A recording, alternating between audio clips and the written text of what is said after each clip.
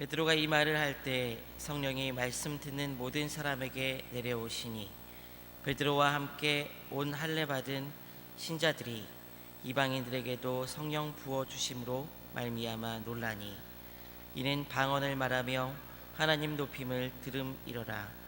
이에 베드로가 이르되 이 사람들이 우리와 같이 성령을 받았으니 누가 능히 물로 세례 베품을 금하리요 하고 명하여 예수 그리스도의 이름으로 세례를 베풀라 하니라. 그들이 베드로에게 며칠 더 머물기를 청하니라. 아멘.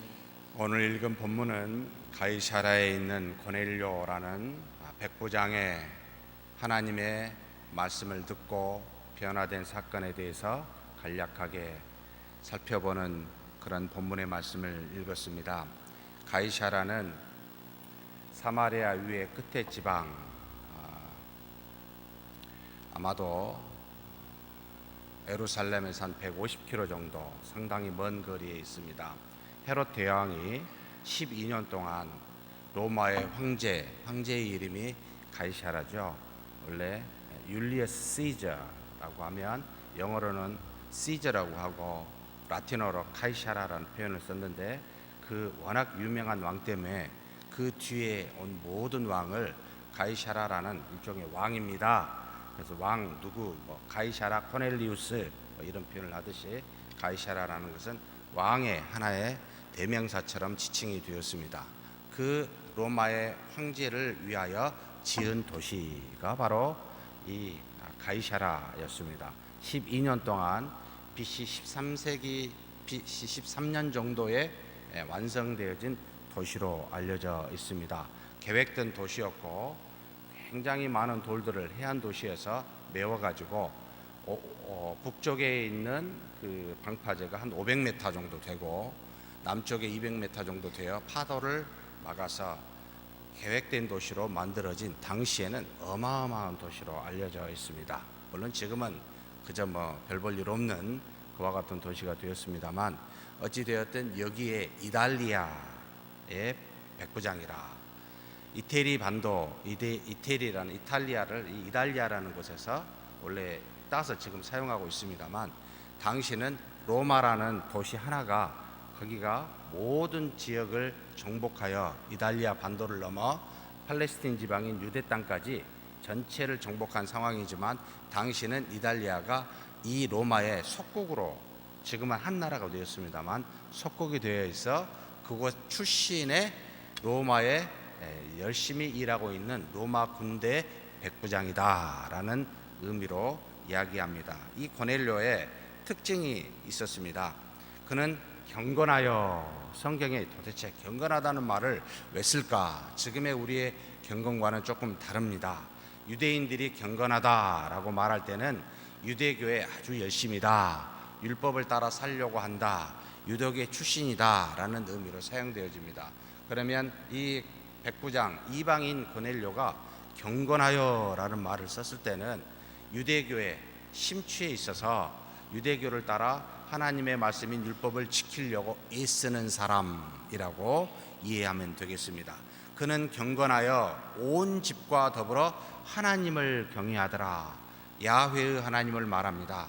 이방이 섬기는 그 어떤 신을 말하는 게 아니고 율법에서 말하고 있는, 유대인들이 믿고 있는 유일하신 신 야훼의 하나님을 믿고 있는 이방의 굉장히 중요한 군대에서 백부장의 하나입니다. 그뿐만 아니라 온 집과 더불어서 하나님을 경외하고 있다, 이렇게 표현하고 있습니다. 그런데 그에게 다른 사람에 비해 참 특징적인 게 많은 백성을 구제하고 하나님께 항상 기도하는 사람이더라라고 지칭하고 있습니다. 하나님을 알고 그 아는 믿음을 가지고 백성의 많은 구제와 기도하는 사람. 여기 백성은 아마도 이것을 지금 쓰고 있는 누가의 관점에서 백성이라는 표현을 쓸 때는 이방인을 지칭하기보다 유대민족을 지칭한 듯 싶습니다. 그래서 이 고넬료는 유대인들을 많이 구제하고 도와주고 어려움으로부터 보살펴주고, 그리고 하나님 앞에서 항상 기도하여 온 집안이 하나님을 믿고 경외하고 있는 사람이라고 이렇게 정의하면 됩니다.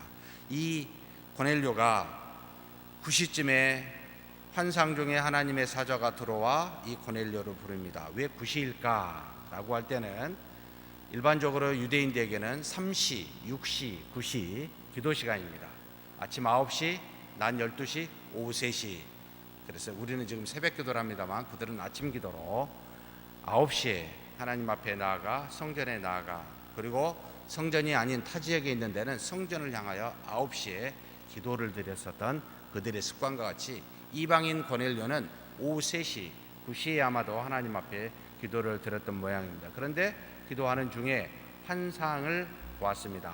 하나님의 사자, 천사가 와서 이야기합니다. 뭐라고 이야기했는가 하면 내 기도와 구제가 하나님 앞에 상달되어 기억하신 바가 되었다. 하나님이 뭘 기억하신다고요? 하나님이 모든 것을 아시지만 모든 것을 기억하실 이유는 없겠지요. 여기서 기억했다라는 말은 우리처럼 머리가 제한돼서 꼭 기억해야만 무엇을 남는다는 게 아니고 주목하여 보게끔 하였다라고 이해를 해야 됩니다.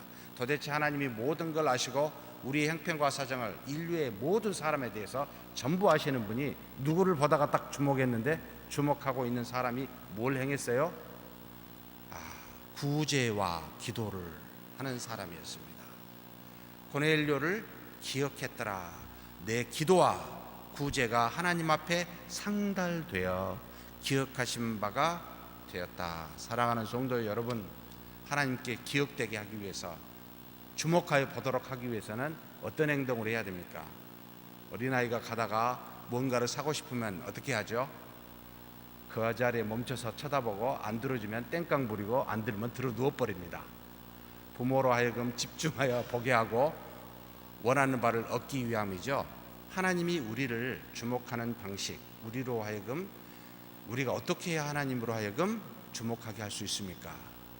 어린애처럼 땡깡을 부려서 주목하게 하시지 마시고 좋은 방법으로, 기도하고 구제하는 방법으로 주목하게 하실 수 있습니다. 그래서 천사를 보냈습니다. 무슨 말을 합니까? 지금 사람들을 욥바에 보내 베드로라 하는 시몬을 청하라.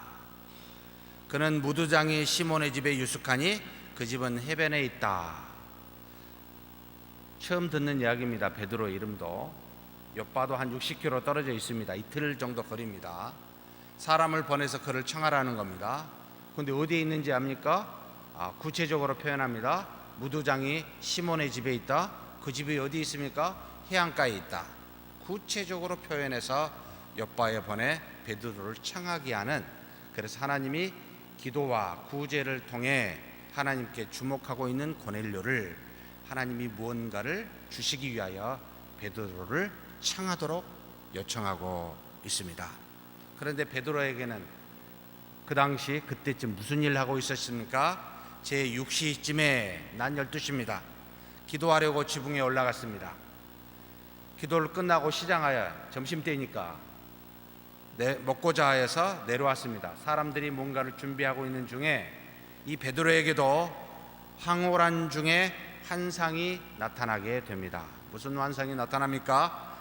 사람들이 열심히 뭔가를 먹을 걸 준비할 때 하늘에서 뭔가 먹을 것이 내려왔어요. 그릇 같은 것에 보자기에 쌓여 있는 그릇이 내려옵니다. 그런데 그 보자기 안을 보니까 땅에 있는 각종 네 발 달린 짐승과 기는 것과 공중에 나는 새가 있었습니다. 그러면서 소리가 있어 베드로에게 이야기합니다. 베드로야, 일어나 잡아먹으라. 베드로가 보니까 그럴 수가 없습니다. 내가 속되고 깨끗하지 아니한 것을 결코 먹지 아니하였나이다. 모세의 율법에 정한 것과 부정한 것이 있어서 정한 것만 먹었던 이 베드로가 기는 것 네 발 짐승 중에서도 굽이 갈라지거나 되새김질하지 아니하면 먹지 못했습니다. 그런데 이와 같은 것들이 섞여 있으니 부정한 걸 먹을 수가 없는 것이지요. 하늘에서 뭐라고 이야기합니까?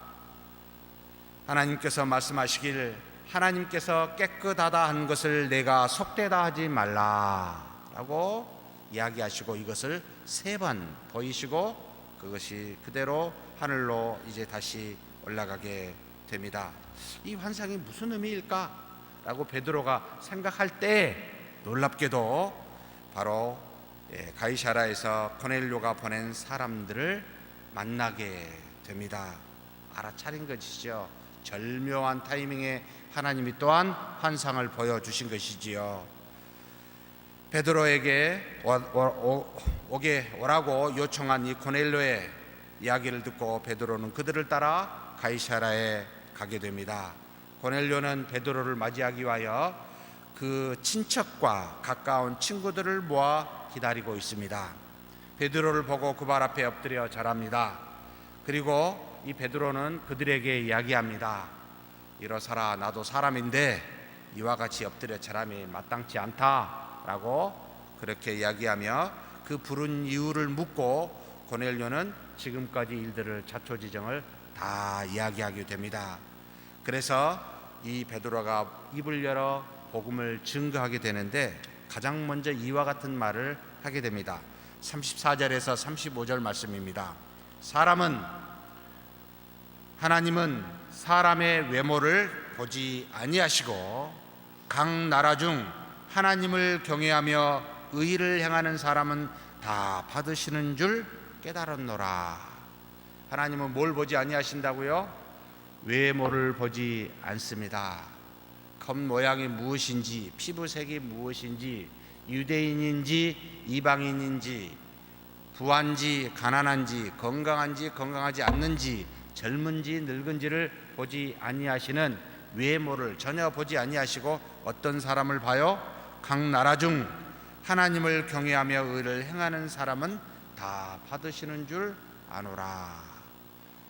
하나님 앞에 마음으로 이 고넬료와 같이 이방인임에도 불구하고 하나님 앞에 기도하며 경외하며 구제하기를 힘쓰는 의를 행하는 사람을 보고 주목하시고 기억하시며 그를 받으시는구나 라는 걸 베드로가 깨달은 겁니다. 사랑하는 성도 여러분, 전도를 할 때는 무엇을 가려야 될까요? 우리 눈을 가려야 됩니다. 우리의 입술은 열되 우리가 보고 생각하고 판단케 하는 우리 눈은 가리시는 것이 덕스럽습니다.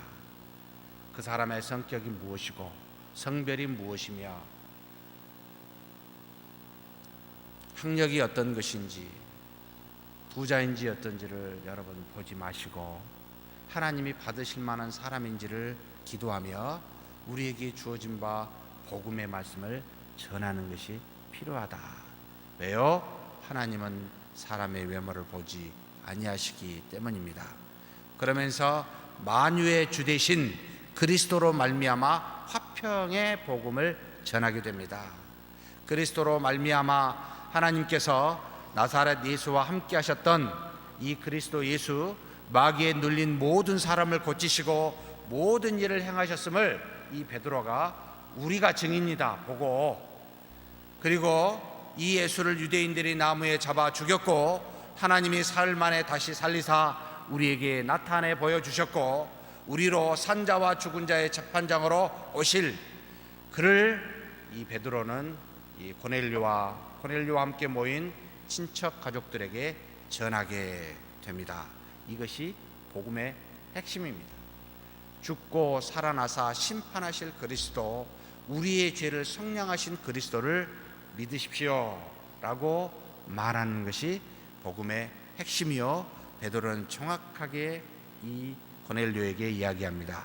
그러면서 모든 선지자도 증인이며 그를 믿는 자는 죄사함을 받습니다 라고 최종적인 결론을 이야기합니다.